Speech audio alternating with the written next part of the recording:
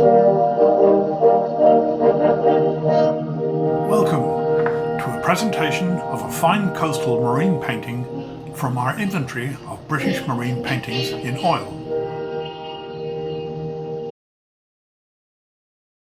In the early 1870s, following a row with his brother William, the artist John Callow departed his house in Fitzroy Square.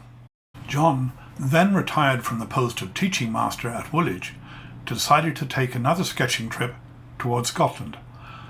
As befitting the somewhat dour marine artist who preferred its own company, he took a coasting packet ship bound for the north.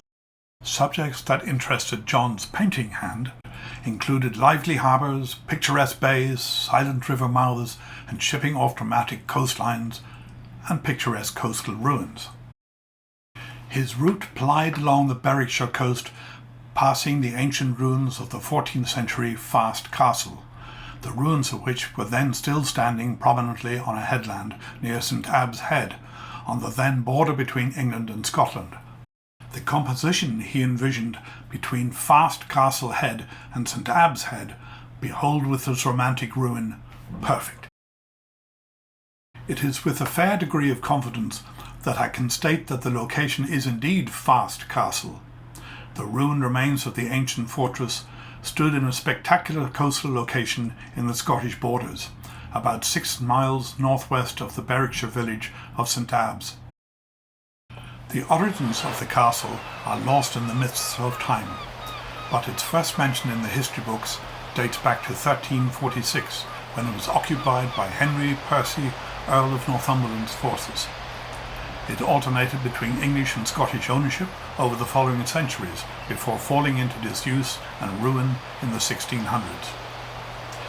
It then became a haunt for smugglers and robbers who used lights to lure passing ships into what they thought would be a safe haven, only to be dashed on the rocks below and have their cargo stolen. It is thought that the nomenclature fast originates from its name, being a corruption of faux, meaning false. In this particular oil painting, set against the dramatic setting of the Gothic ruin atop the towering cliffs, the influence of the Dutch marine painters may be seen in the treatment of the waves of the choppy sea. The foreboding gathering storm, however, is very much in the British manner of the age of Romanticism. Indeed, Callow painted a very similar sky in at least 3 of his works, off Portsmouth Harbour, and again ships in stormy weather, both of which oils on canvas, and also in the Bay of Biscay.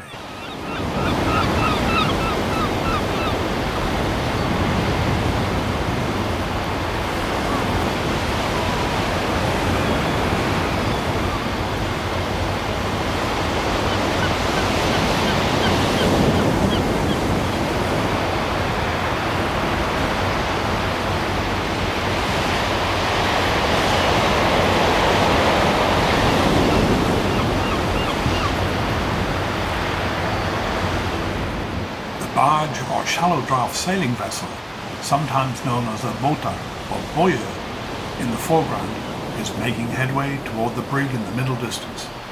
She appears to be carrying passengers, which are visible in the stern, a dramatic beginning to their voyage of adventure. A man and woman are bundled up against the rising wind, perhaps anxious to board the brig, which is beating off a lee storm. The brig has lowered her sails and yards above topgallants to slow her passage in response to the half-blue and white signal flag. Boyers were well known on the choppy seas of the Dutch coast and the inshore shallow waters off the coast of Britain. The leeboard, also known as a larboard, being an early type of dropped keel, is visible on the starboard side. 2 other ships are seen illuminated against a distant horizon as storm clouds gather to dominate the sky and complete the composition of this classic British marine painting.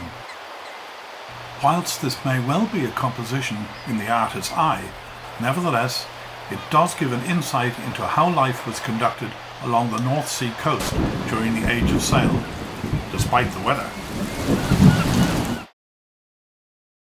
This painting is indistinctly signed 1871 or 2 at the bottom left, and again on the stretcher. The painting is set into its valuable original period ornate heavy giltwood and gesso frame, and would make a fine addition to any collector or lover of works of the sea. Further details may be found on our website, or contact us.